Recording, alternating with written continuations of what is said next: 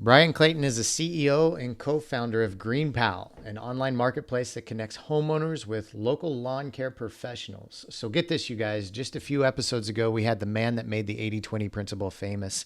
His name is Richard Koch. I think it was episode 496. And Richard talked in depth about true network businesses, like Uber, that is nothing but an app that connects people that provide a service and people that need a service. Richard mentioned in today's world, one would be crazy for not building, starting, investing, and working in or with a network business. And I agree. Network businesses are making life more convenient, one additional app at a time. And so, Bryan, our guest today, has created GreenPal, a true network business for the lawn care industry, connecting those people that need lawn care work for those with those lawn care professionals that want to come and take care of somebody's lawn. GreenPal has been called the Uber for lawn care by Entrepreneur Magazine. It has over 200,000 active users completing thousands of transactions per day. Before starting GreenPal, Bryan founded Peachtree Inc., one of the largest landscaping companies in the state of Tennessee, growing it to over $10 million a year in annual revenue before it was acquired by Lusa Holdings in 2013. And he's on the show today. Bryan, welcome to the show, man. How are you? I'm great. Thanks for having me on. Great to be here. Dude, it's great to have you on, and it's fascinating because just a few weeks ago we talked to Richard Koch, and I don't know if you've ever read the book The 80/20 Principle before, but I imagine you understand the concept, right? Absolutely. Yeah. It's just that is a principle that I kind of see the world through. So I love that. I'll have to go back and listen to that. Yeah, me too. So he has an updated version of his book, The 80/20 Principle. I think it was published in 2017, where he talks directly about these network businesses that you like GreenPal. And he gives these different examples and how fascinating it is that, using the 80/20 principle, or even like 90/10 or 99/1 principle of just providing an app and a service with person that's sitting over here in a neighborhood and person that's sitting over there in a neighborhood, and they can connect. You can connect them to help them with their landscaping and their lawn needs really easily. And I grew up in the Midwest, and I worked in the lawn care business when I was a young guy as well. And I worked closely with the founder of that business, and we would sit around. This was pre like smartphones, right? We would sit around sometimes, thinking, just hoping we would have a lawn to mow, or maybe going on, knocking on somebody's door from a past client and saying, hey, I see your grass is a little high, can we mow your lawn, right? Yeah. And I think you know that pain because you started out the same, right? You started out Yes. bootstrapping as a in the lawn care industry, right? Yes. Yes. That's exactly right. My first business was a lawn mowing business. My dad forced me to go mow the neighbor's yard one day. He said, "You got a job to do. Get off your butt. You're gonna go cut the neighbor's grass." Yeah. Luckily, he did. That just stuck with me. I built a little lawn mowing business in high school and in college, and just kept growing it little by little every year. Over a 15-year period of time, built it into one of the largest landscaping companies in the state of Tennessee, where I live. Got it over 150 people, over $10 million a year in revenue. And then it was acquired in 2013. So taking Uh-huh. that business, just me and a push mower, to me and 150 people, 80, 90 trucks going out every day, I kind of learned a lot about the industry and the hard way of how to build a business like that. And so when I sold it, I retired. I kind of took some time off, got bored, Uh-huh. realized, wow, something's missing. I need to get back in the game, want to get back in the arena. And the idea for GreenPal was a very straightforward one for me. I saw what Uber and Airbnb were doing for real world transactions. And I thought, okay, an app needs to exist for this industry I've just spent the last 15 years of my life in. And set out to build the marketplace that connects buyers and sellers in this industry. And recruited two co-founders, and we just went to work. Been at this for 8 years. We're an 8 year overnight success, and got several 100,000 people using the app, and doing $20 million in revenue a year. And Uh-huh. so it started out very humbly, but we just kept at it, and so here we are today. I imagine as a business owner in the landscape business, you had thousands and maybe millions of, with the size of your former company, uh, millions of unworked hours that you had to pay out for the guys that were sitting around and you didn't have a lawn to mow, or even as a young man doing the same thing, sitting around, how can I get another lawn to mow? And so tell us where the idea really sprouted from. When did it hit you that, like, oh, if we create an Uber for the lawn care industry, that's really going to change the way people do business in this industry? Yeah. So as I grew that business, to your point, in the early days, it was very much like that. We were passing out door hangers, passing out flyers, anything we could do to try to get more customers that were nearby the customers we were already servicing, try to build that route density. And it was hard, and still is hard, especially if you're just getting started. And so that was, a pain that I experienced. I had the scars. And then as that business grew, once I got it over, 20 people, 30, 40 people, sending out multiple crews every day, the business had a kind of a name brand in our marketplace. It was well known, and we had trucks everywhere. And so we would get all of these phone calls, people just wanting us to come do basic lawn mowing services for them. And as the business grew, we no longer did that small type of job. We did big commercial jobs, big office parks, apartments, airports, things of that nature.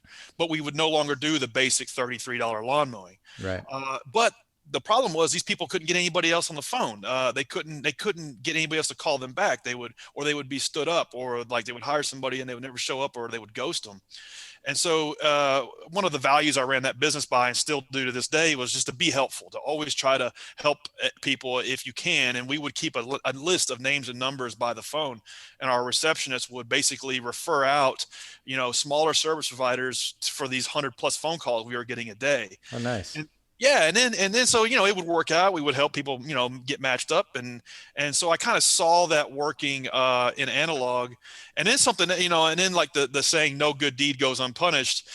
These people would call and leave voicemails for these folks, but then then the same thing would happen. They wouldn't return the phone call, they wouldn't show up, and it was just this virtuous cycle of people like bombarding us, wanting us to come cut their grass. So I saw the problem, for years, and so when I sold the business, Uber started like really exploding, and Uber did something for the masses, kind of conditioned us to understand that you can push a button and something in the real world will happen.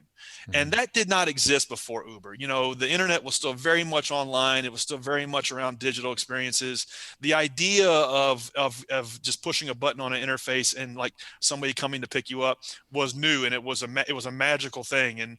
And I saw this and I thought, okay, this needs to exist for this industry that I know. And I was kind of solving my own problem. And luckily, I didn't know what I didn't know in terms of the difficulty of building a network enabled business, a multi-sided marketplace, and Mhm. the technical challenges that go along with that. And I was naive, and thank God I was naive, because I never would have gotten started if I'd known how hard it was ultimately going to be. But recruited two co-founders, and we all had kind of a chip on our shoulder, and we just put our nose down and just locked ourselves in an office for 5 years. That's like so many businesses though. If you knew how much work it was going to be before or like you started the business, you may not start the business. I even talk about that in podcasting. Like podcasting is a lot of work. If I knew how much work podcasting was going to be before I You never would have done it. right, but I'm in it now and I love it and I'm not stopping, right? So Yeah. but thankfully like we have that drive as entrepreneurs to go after that and not give up once we like commit to the business for the most part until you can't go any farther with that business. But let's talk about building a network business, because there's so many students and young people in Silicon Valley and around the world that want to start a company like this, putting just essentially being the middleman or the middle app between person A and person B that needs a service and provides a service. And so can you like take us through the evolution of building GreenPal? Yes, so network businesses are great in because they're defensible. You can build moats around them. The more people that use them, the more that they're valuable for the other people using them. That's kind of like the definition of a networked business is, Hmm. does every user that comes into the network add value to other users into the network? So if you think about like the best network enabled business that there ever was, probably Facebook. And so in the early days, they understood very quickly that they had to get 8 of your friends onto the platform with you, because that's how you got value out of it. And so, Hmm. and so if you think about your business in that context, it can help you architect it the right way. And it's kind of hard to go back and put network effects into a business later on. You kind of have to start it that way. And so for us, we kind of knew this in the early days, and we kind of approached it from that standpoint. We knew we had to get buyers and sellers on the platform at the same time. And the way we kind of got over that cold start chicken and egg problem was just sheer focus. We stayed in Nashville, Tennessee, with the product for 4 years Okay. until we could figure out how to effectively get suppliers onto the platform and keep them kind of occupied for just a little bit until we got the consumers onto the platform. It took a long time to figure out how to do that, but we knew there was no reason to go into any other cities until we could get that playbook figured out. And so I think if you're starting a network enabled business, focus can really be to your advantage in terms of just getting the flywheel going, getting the critical mass going in as small a confined area as you can, and then repeating that over and over again as you try to go further and further wide. I think that one of the problems that a lot of marketplaces and network businesses run into is they try to boil the ocean right out the gate, and that's really hard to do. And you Mm-hmm. can burn a lot of capital and time, doing that. For us, we learned early on that we have to get it going from the ground up in every single city that we operate in. And one interesting thing that we learned in the early days was that we can drive more transactions out of a Knoxville, Tennessee than we can a Miami Beach, Florida, or we can drive more transactions out of a Wichita, Kansas than we can like a Los Angeles, California. And it's Mm-hmm. weird. You wouldn't think that it would be that way, Why but is that? Why is well, that? what we learned is that the too small a market, it's too small. But too Right. big a market, it's really hard to get that flywheel turning. But if you can get a market that's just right, you can get that flywheel humming, and it's kind of a virtuous cycle that reinforces itself. The more people that use it, the more vendors want to use it. The more vendors that use it, the better the pricing. The better the pricing, the more people that want to use it, and so on. And so if you can get the flywheel turning, then you can really go deep into a market and kick off more activity, kick off more transactions. Whereas if you want to go into a really big metro, it's really hard to get that critical mass of suppliers and consumers on the market and generate that critical mass. And so we It's learned harder that to get early. across town too to do a job, right? That's Like it's exactly traffic and right. every yeah, It's yeah. exactly right. So you're not just launching Los Angeles, you're Mm-hmm. launching Hollywood, West Mm-hmm. Hollywood, Beverly Hills, Brentwood, Calabasas. You're launching all of these like individual like boroughs and neighborhoods. You're not launching LA. And so that's one thing that we learned in the early days was the drive the revenue, drive the transactions out of the smaller markets, and then figure out the big fish later. And we're self-funded. We haven't taken on any outside capital or any debt. And so that was one thing that we kind of like, necessity is the mother of invention. We had to figure that out in order to survive. Right, that makes sense. You mentioned that you can build a moat around a network business. Can you describe that? Yeah. So a network business helps if your business truly is operating as a network. And Mm-hmm. so it's easy to conflate these things. People conflate virality with network, and they conflate Mm-hmm. just because two people are using the product on opposite sides, they conflate it with a network. And so the really kind of really have to understand, am I building a network enabled business? So think of like the telephone. The telephone is a network enabled business, the fax machine, all the way moving up to stuff like Facebook. Mm-hmm. And so you want to look at certain businesses like, well, is Square a network business? And no, not really. It's really kind of a SaaS enabled marketplace. It's not a true network. Or is Substack a network? Not really, because consumers don't come onto Substack to discover options. The suppliers just using that technology to reach their customers. So you have to really like dive in and understand: am I building a true marketplace and a true network? And once you figure that out, and once you understand, okay, yes, every user that does come on, it adds cumulative value to other users on the network, then you can like push the gas on that and do the things you need to do to build out the network. Mm-hmm. And once you have the network in place, it really lends defensibility to the business, because there's like switching costs are higher. You can create an experience that's 10 times better inside of the network than outside of the network. And so for us, we've constantly had to kind of go back to that and understand, okay, how do we create a wider gap between coming on GreenPal and booking a lawn mowing service versus just calling people off Craigslist and Yelp and Facebook, and constantly looking to make that gap bigger and bigger and bigger.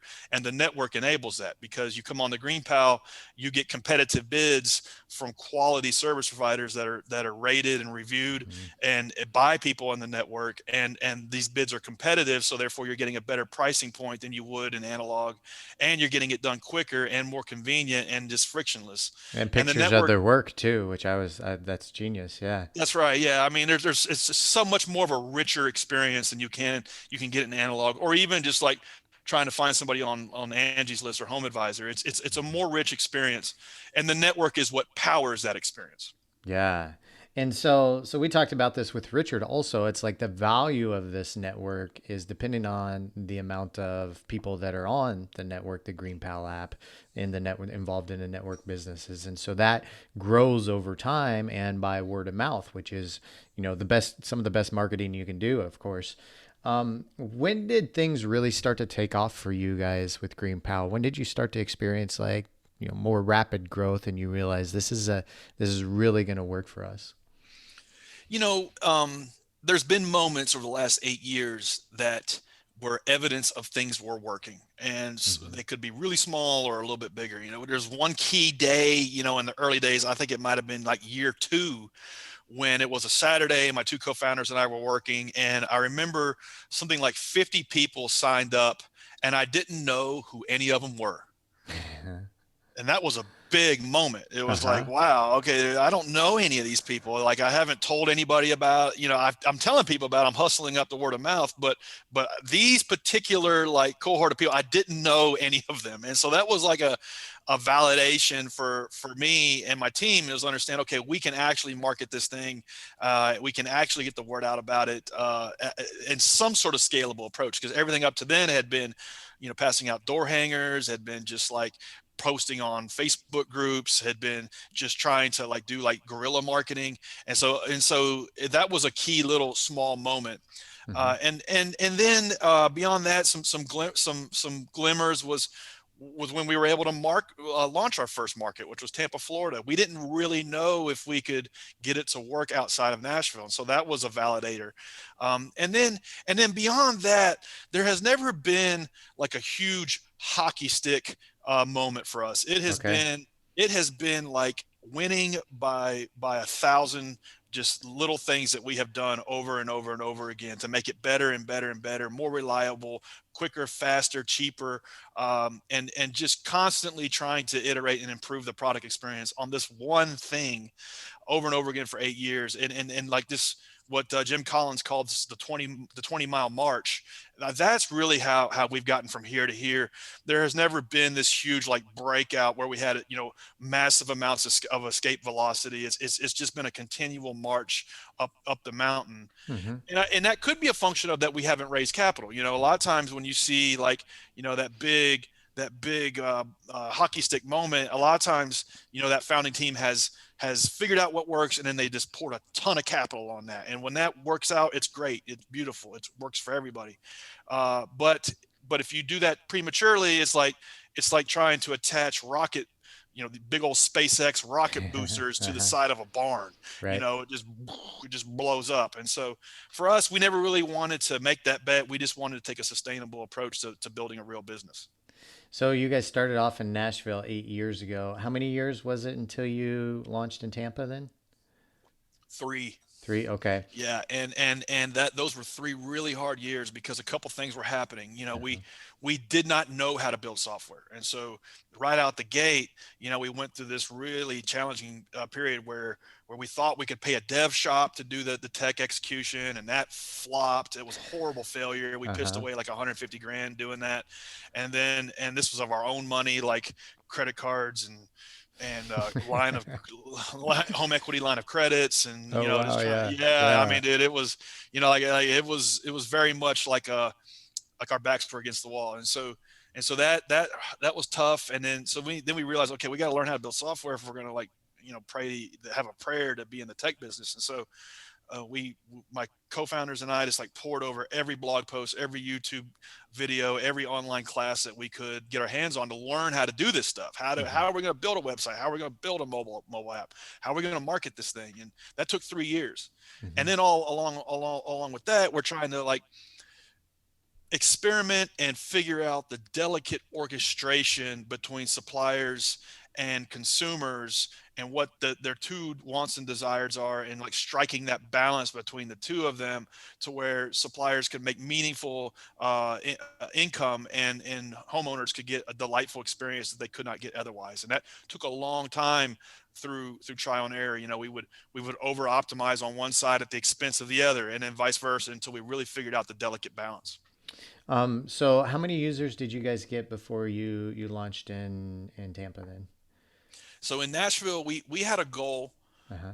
that we wanted to do 100 transactions a week, and Okay. now we're doing thousands. Like as we're speaking, we're Mm-hmm. doing thousands. But like back then, it was we did, if we can just get 100 to do it, use it every week, because like our one metric that we were really marking to was number of transactions per week. We knew that was a healthy metric. We knew if we could drive that number up, that was indicative of a healthy marketplace. Mm-hmm. And so once we got it to 100, we then set out a goal to, okay, we got it to 100. If I know we can get to 100, we can get it to 500. And if we get it to 500, then we'll go launch Tampa, Florida. And so we pressed on it for another year, and we closed out, because we're a seasonal business. We closed out the second year at like 350. We didn't hit the 500, Uh-huh. and that really was hard to take.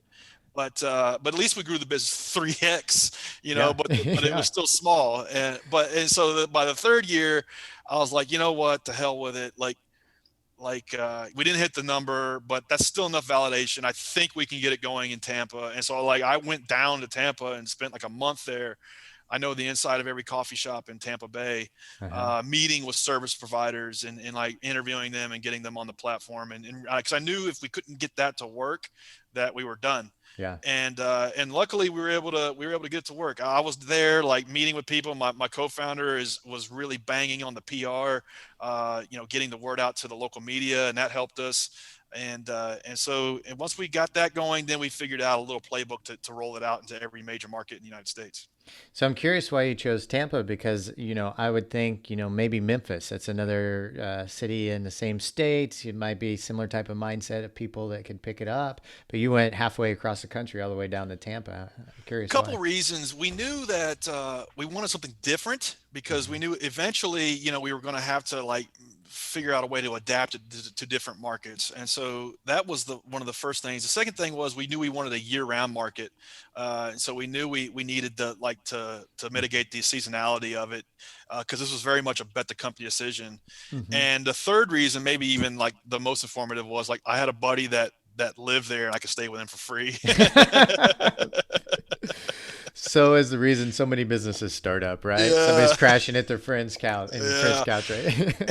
And I mean, another funny story there is I'm like, dude, show me around, because I want to get a feel for like these neighborhoods and how dense they are. And like I was like floored. I was like, wow, these neighborhoods are huge. There's like 2,000 homes in one neighborhood, and they're all like the same size. And I'm like, man, our Hmm. product could really work there. And it wasn't until like day two, where he's driving me around, that I realized all he's doing is just showing me like houses of like ex-girlfriends that he's had. Like that's all he's doing. I'm like that, there's no rhyme or reason to any of this. I'm like, what Uh-huh. and then Uh-huh. so for me it was like a moment where I was like, what the hell am I doing with my life? I'm down here, I'm conducting market research, and here I thought we were like methodically working our way through Tampa, and no, I'm on No, like a tour of my buddy's like past ex-girlfriend. love affairs that he's had. Yeah, so man, it was very much a moment where it was kind of like, am I doing the right thing or Uh-huh. not? What the hell am I doing? But for me, like what got me through that uncertainty in like those early years was like, I'm always going to be working on my best idea. I'm always going to be like just working on whatever it is that I think my best idea is. Luckily, I'm not very creative, and so I just stuck with this thing, and my team was the same way. Like we just kept our heads down and kept working on it. What was the third market you guys launched? Atlanta, a little closer to us, and we stayed in those three markets for like a year, Mm-hmm. and we were really trying to generate the revenue, uh, to like pay some damn engineers to do some of this hard work. Like we, Okay. at this point in time, we none of us had taken a paycheck. We're 3 years in. My two co-founders are still working their day jobs, and but we knew that we needed to build out this team a little bit if we were going to move faster. And so we were trying to like generate enough transactions, enough revenue to pay our first full-time engineer, Hmm. and we were able to do that out of the first three markets. That was a big like growth period for us. And then once we got like our first engineer, now we have 2024. But once we got our first engineer, we were able to like move a lot quicker because this guy was just sheerly better at this stuff than we were. He'd been doing it for a lifetime, whereas we had been doing it 2.5 years. How long did it take for Tampa to pick up traction? A good 6 months. Okay. It was like really pushing on a string for the first 2 months, and the way we got over that was just trying to keep these suppliers in the platform and just hustle up as many consumers as we could to try it out. And Hmm. one way we were able to get over the cold start in Nashville and in Tampa was we would reach out to these lawn care services and we would pitch them on the idea. The app really sucked. It didn't have the features it needed. Like it just was really horrible. But I was able to pitch them on the idea and also say, and like in Nashville, if you were in the lawn mowing business, you knew who I was. In Tampa, you didn't. Right. But I was able to pitch them on the idea and say, hey, and I just sold. It's had this 8-figure exit. I just sold this business.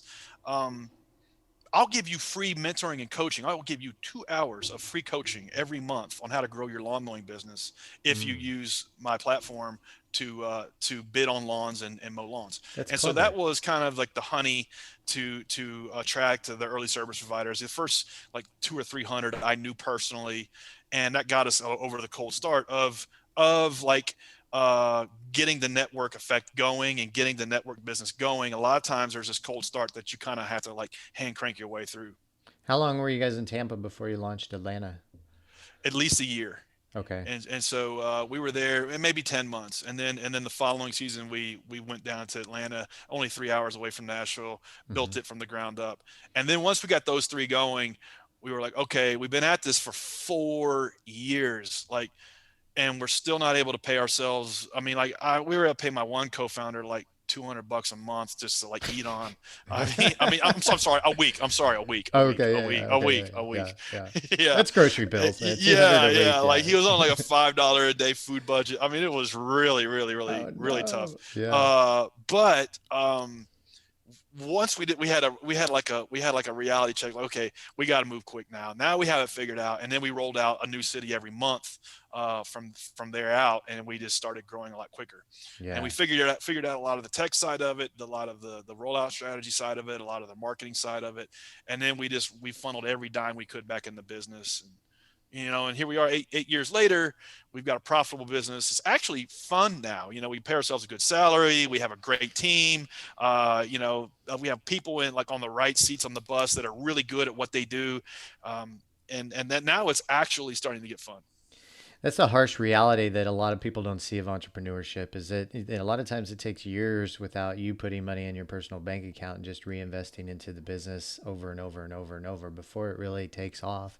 That's why 9 out of 10 businesses fail. It takes 3 to 5 years for a business to really get going. I spent years, man, that I didn't even have $10,000 in my bank account. Yeah, When I to hit your that name. 10,000 mark, yeah, mark, I was like, yes, success, right? 10,000 bucks. Yeah. And so, but that's, yeah, I mean, so many entrepreneurs have to go through that process even after, like, you went through an 8-figure exit, right? In all terms of entrepreneurship and in America's standards, you're very successful, but then you're reinvesting and starting a completely new business where you didn't take a salary for years and worked for free essentially, right? And Yes, it was yeah. it was a reinvention Hmm. moment. I was starting a completely new type of business. I was inventing a product that didn't exist. I kind of under indexed on that. I didn't know how hard that was going to be, and then the Hmm. tech piece of it too. It was really almost I was solving my own problem. I knew the industry, and so that helped me. But all the other things were really tough, and it kind of almost had no parallel Hmm. to anything I had done before. And I'm glad I did it. Like for me, 20 years of business, business is the thing that causes me to level up. It's the thing that causes me to read books I don't want to read, watch stuff on YouTube I don't want to watch, listen to podcasts I don't want to listen to. Like, but I'm in, I'm getting stronger, wiser, more humble. And like without the business, none of that's there. And like I'm sloppy. And so that's the Mm. way I kind of look at it. It's the way that's what's gotten me through a lot of the hard years. It's like, okay, this is the thing that's like marching your life forward. And I think like if you look at your business that way and kind of reframe it and like help you see it from like a big picture, like, okay, this is the thing that's forcing me to level up. Mm-hmm. You guys did 4 years with no salary. What kept you and the other co-founders going? What kept you guys going day to day? Little wins. And so from like a sustenance standpoint, I had sold my business, I had retired, so I didn't have to like have a salary to live off of. But on the other hand, I didn't want to plow those proceeds into this other thing because, quite frankly, I never wanted to pick up a weed eater ever again in my life. Like I didn't want to go backwards. So like I was like, man, I have mowed yards for 14 hours a day. I've come home smelling like gas with grass all over me. I never Uh-huh. want to go back to Gas that and again. grass, buddy. Gas and Yeah, I never want to grass. go back to that again. And so like that terrified me to an extent. And so, I had taken the proceeds from that business and locked it down, in like really like safe, not sexy, illiquid investments. And so like I didn't have like a war chest to plow into GreenPal. It very much had to stand up on its own, and we had to fund it out of its own revenues. So for me, I was able to like hustle on this thing, and I mean, like I've been at this 8 years, but I haven't worked a day in 8 years. Like this is what I want to do, and so Yeah. it wasn't like this like psych out thing I had to do. For my two co-founders, they still work their day jobs, and so they were coming in nights and weekends working on this thing, and that's just kind of how we survived. And so we would celebrate the little wins. Like I told you, we wanted to do just 100 transactions in a week, and I knew if we get to 100, we can get to 500, we get to 1,000, Mm-hmm. 5,000, 10,000. I knew if we could just like keep these little small goals and hit them, we could keep doubling. And that's Right. what kept us in the game. Was the numbers were small, but they were doubling, and we were celebrating them. And I knew that if we could make it work just in Nashville, we could install it in every city in America. Right. How many cities are you guys in now? Something like over 300. I've lost count. We're in every major city that you can think of, and then now we are expanding into all of the towns and suburbs all over the country that are like sub 50,000 in population. Where we're going into all those towns, and like my co-founder, all he does is PR, and so he Okay. you know he is like going to Lubbock, Texas, or Bozeman, Montana, to like Mm-hmm. be on their TV, be in their newspaper. Like every Mm. one of these communities has to be built from the ground up. There's no way to just scale it. You have to like build each one individually. Right. You think you'll ever go international?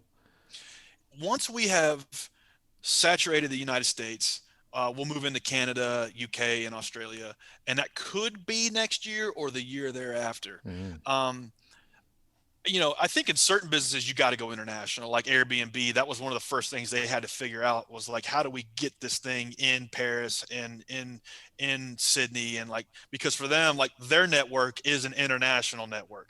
Right. Um, for us, somebody in Chicago doesn't give a crap if somebody in London is using it, and so like I think a lot of times marketplace entrepreneurs can get sidetracked by like the flashiness of going international, when in fact it has nothing to do with reinforcing the loops on the business. That Mm-hmm. was one thing that was a mistake that TaskRabbit made early on. I don't know if you're familiar with that app, but Mm-mm. it was an app where, and it's still around, but it was an app where you could basically get like somebody to come put your IKEA furniture together, and you could just order them right through the app, or get Okay. them to like do some handyman stuff. Okay. Really well funded, well publicized, in my estimation, like they went international too quick. Like they tried to get it all over Europe, when in fact nobody really gave a crap about it in Wichita, Kansas. And so really like a lot of the times, the least sexy your ideas and the least sexy your execution, the greater your chances of success. If you are just staying like pragmatic and sustainable with what your approach is, the better your chances of success. And for us, if not enough people are using the app in Ocala, Florida, then we're gonna like figure out how to get it fixed in Ocala, Florida, before we go to London. It makes sense. It makes complete sense. Let's talk about profitability because we talk a lot about these network. Uber's the one everybody mentions quite often, but a lot of people they don't know that they're not making money, right? Uber's broke. TaskRabbit you just mentioned when it sounds like they kind of had a similar experience. How let's see how Bryan, are you managing the finances and the profitability to make sure that you're going to stay on top of that so you don't end up being like Uber? Is it just not taking outside investment to making sure you can keep the eye on the ball, or what's your strategy?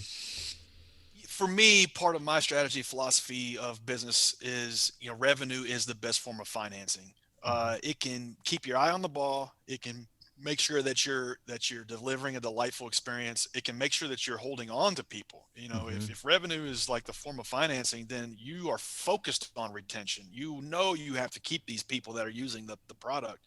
So it kind of serves as like a self-correcting, forcing function, and it always has for us. And so a lot of times as the CEO, as the owner, as the founder, whatever you want to call yourself, your job is, among other things, one of your jobs is a capital allocator.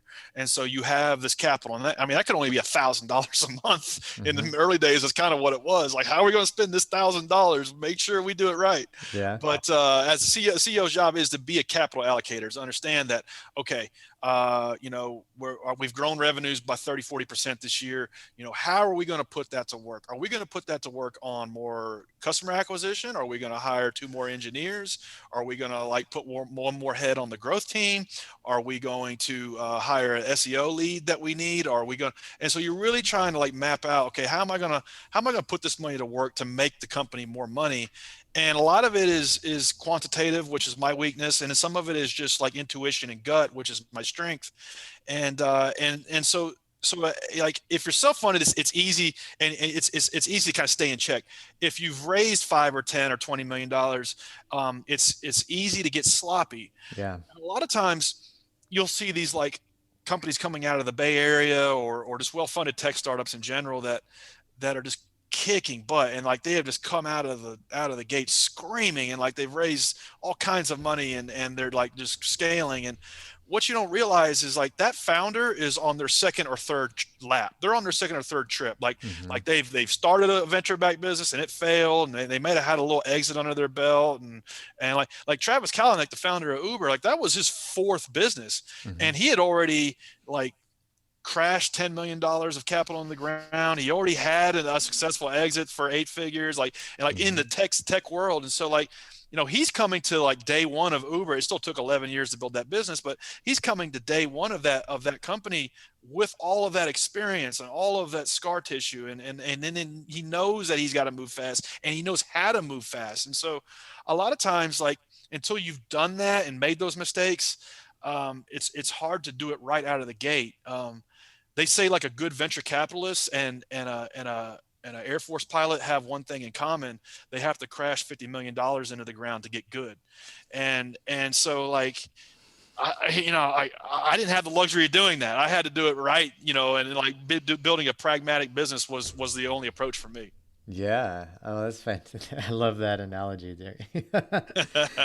um, Yeah, I think it's just genius that the way you've done that and done this and built it up. And it's so easy to get into the appeal of taking outside money to start to scale and start to, like, you guys probably, I'm sure you've been offered money. I don't know if you have or not, but you could have done that when you're like, oh, in Atlanta, this extra, X amount of dollars could really help us out launching this network or this city. But your last business also, you never took any outside money as well. Like you built that up to 8 figures, right? That's correct. And Yeah. and that approach kind of informed the second approach. And Okay. so I knew that, I knew that I didn't want to like spend 5 years on something and end up with a goose egg. And I kind of was able to recognize that the route of raising venture capital is kind of a binary outcome. It's either a huge breakout grand slam success for everybody involved, or it's a zero. Mm-hmm. And maybe there might be like a single and a double and an acquire, and I had no interest in either of those. And so and so for me, like, I was able to recognize that it's a bad bet. Now that said, you look on your phone, every app on the home screen is brought to life by venture capital, so it's like Mm-hmm. I'm not like hating on that route. My point is like, if you're raising venture capital and you want to like build $1 billion business, you can almost. I live in Nashville, and we have like 100 people a month move here that want to be the next big country music star. It's almost the same dynamics. Uh-huh. It's almost like going to LA and thinking you're going to be the next movie star, Mm-hmm. because that's kind of like how it shakes out. And the Pareto principle, you're talking about the 80/20, like Mm-hmm. that power law very much exists in venture capital, and it's really like a 98-2, Yeah. like 2% return the other 98. And like, all you have to do is like look at Y Combinator. Like, Y Combinator is like the greatest accelerator of these businesses in the world. Like, Mm-hmm. names like Instacart, Stripe, DoorDash, Dropbox, Reddit, and there's like 50 more, and that have come out of YCOM. And you look at like these guys, they're operating at the NFL. Like, this is the creme de la creme of accelerators, and like they have produced all of these big brand names that and there might be 50 of those names, Mm-hmm. maybe 100. But what you don't realize is like they have funded like something like 4,000 companies over the last 15 years. So it's 50 or 100 names out of 4,000, Mm-hmm. and that's the NFL.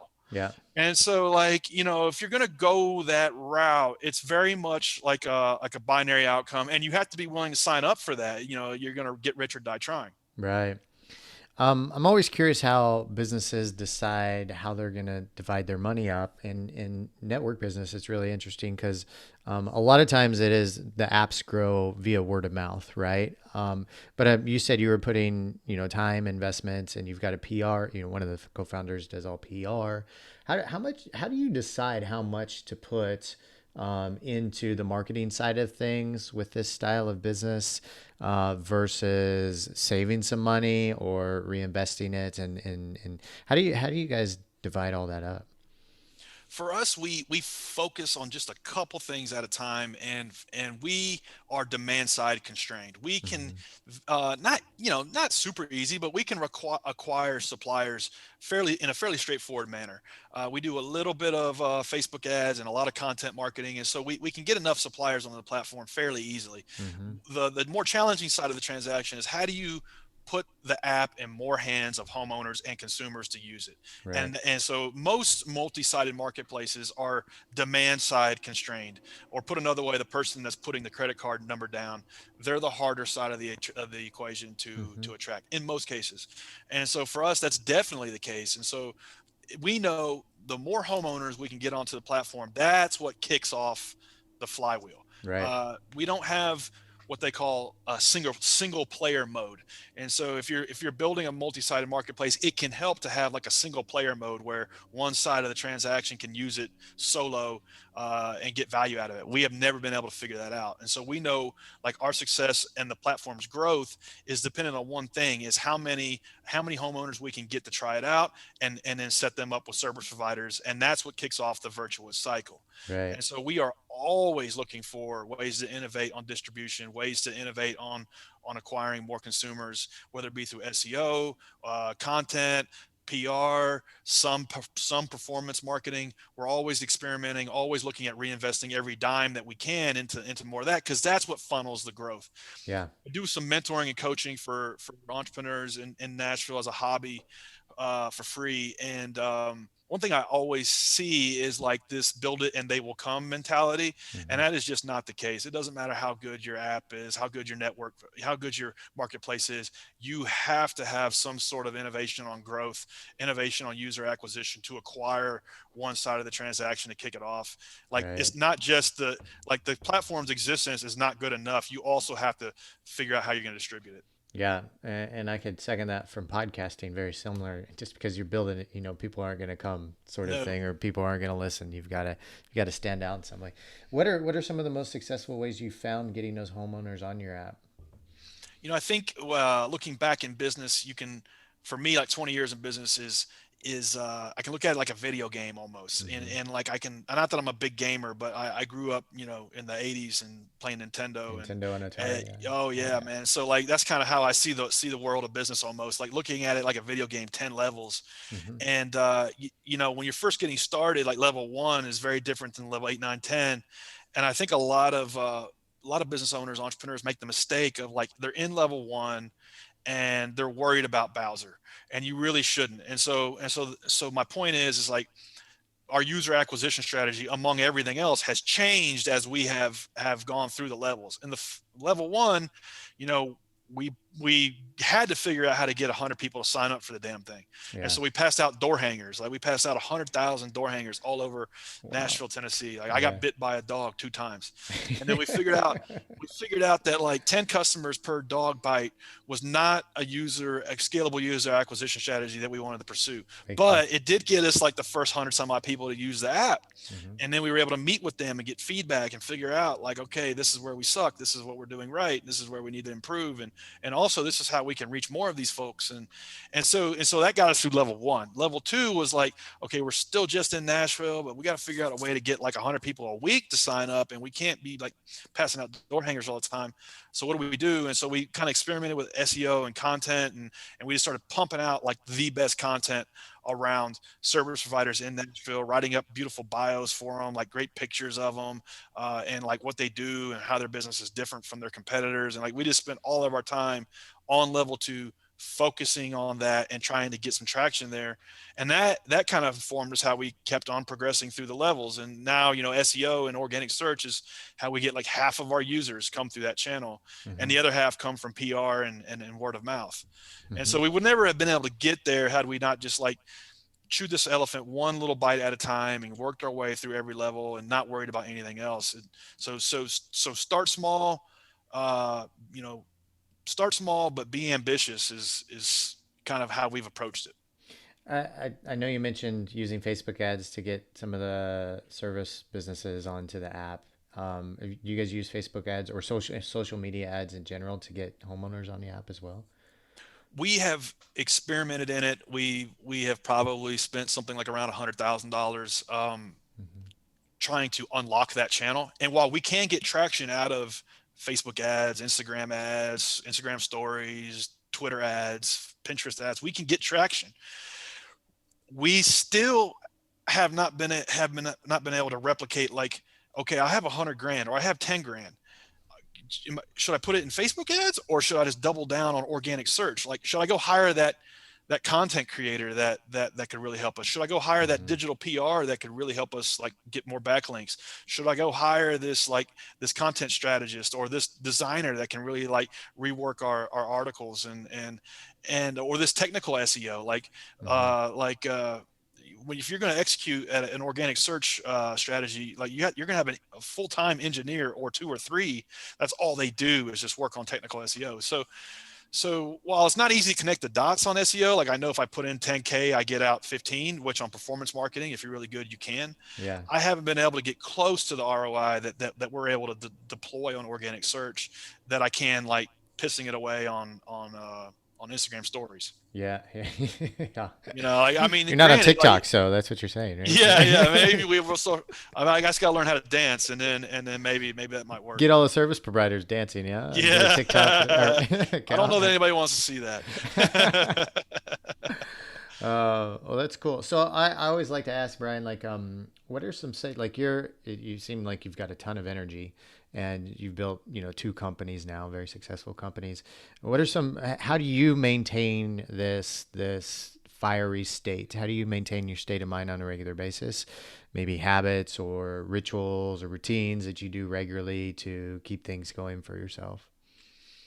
Yeah, I don't really like have like the Tony Robbins thing, the Tony Robbins energy. Like, it's not Hmm. my default. I think what propels me forward is really kind of looking at the alternative and like understanding like, if I don't work on this project and drive it forward, I could potentially piss away the next 5 or 10 years. And like, that paranoia is what scares me to keep driving the ball forward. And so like that's kind of like how I back into it. One thing that's made sense to me, I read a book a few months ago by a guy by the name of Donald Miller. A Million Miles in 1,000 Years is the name of the book. Really good book, and the point of that book is he says to live an interesting life, you have to have an interesting storyline to your life, and so that means that you quite frankly have to go out and like do interesting stuff, Right. and for me, like I read it and I'm like, this makes sense. And for me, like my business is the storyline of my life. My business, if you think of your life in like in the context of you're the main character and you're like marauding your way through life and you're going through these challenges and you have these setbacks, but the hero always perseveres and like gets to the mountaintop. Like that's a good story. That's a movie you'd sit down and watch. Mm-hmm. Versus like a boring movie would be like there are no challenges and like they just like get there and like nobody wants to watch that story. And so if you can think of your life and particularly for me, like your life in business in that context, it can help like take a lot of the guesswork out and a lot of the like, self-pity or whatever, like out of the equation. Is like, okay, yeah, no, I am like living an interesting life. My business is causing me to live an interesting life. And it helps you kind of see it from that paradigm. And it keeps you like grinding on it to where you don't give up. So it's that fear of just wasting your life, right? Like Laird Hamilton calls it a half-lived life. That's right. What do you think? That's Like, right. if you weren't like doing in this, working in this business, or didn't have a business, or maybe you experienced this after your first exit, would you like revert to alcohol or bad habits, or just curious? Because often that's the Yeah. fear that motivates a lot of No, people. no, So you nailed it. I struggle with obesity. I've been like 300 pounds. And so for okay. me what a funny thing is like when I did like take that time off and retired the first time, I got fat. Like I Hmm. gained 50 pounds because I was just not getting up in the morning and doing the stuff I needed to do. And so I think like, there, all these things are intertwined, a lot of Hmm. like your physical fitness, your health, in meditation or your spiritual health, like a lot of these things inform how well you're doing in business. And so if your business requires you to be like tuned to that degree, then it can be a thing that kind of a reinforcing loop. If the business is not there and you're kind of just like mailing it in on a job that's not stressing you, and it's not like causing you to level up, then you can live a boring life, and the next Hmm. thing you know, a decade's gone by and you haven't done anything really interesting. You haven't like conquered any challenges. You haven't been through any lows that you pulled yourself out of. You haven't built something that people get value out of. And like for me, like that scares me to take action and to keep grinding on this thing and getting it better and better. How long was it between your exit and when you started GreenPal? Right around 6 months, and Oh, because it wasn't that long. Yeah. yeah, yeah. It wasn't like I sat around for a year. I got that itch pretty quick, Yeah. and I knew I wanted to get back in the game. Was there a low point within those 6 months that said, I've got to do something because, gaining weight and isn't going to be, sitting around gaining weight is not good for me. For me, one moment I do remember was I was on a beach in Costa Rica, and like the the biggest setback I experienced that week was the bar ran out of my favorite type of tequila, and I realized I was like, damn, I am like cut out to solve bigger problems than this. Oh, So I've nice. got I've got to figure out what the hell I'm doing, and it's like that was a moment I remember. Yeah, yeah, yeah. Well, it sounds like a horrible moment. Which beach in Costa Rica? I used to live there. I lived in Manuel Antonio. Tamarindo. Tamarindo, yeah, very Yeah. cool. Cool.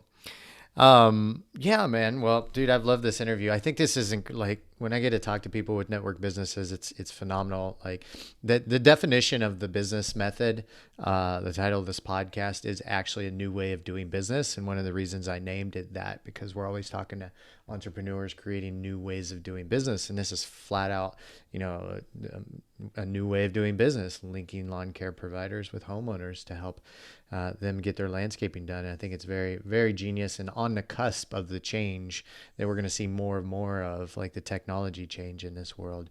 making life more convenient for all of us. So kudos, man. I know it's been a lot of hard work for you, and I know you're going to uncharted territory with this company, and I wish you all the most success throughout the life of this company as long as you're with it.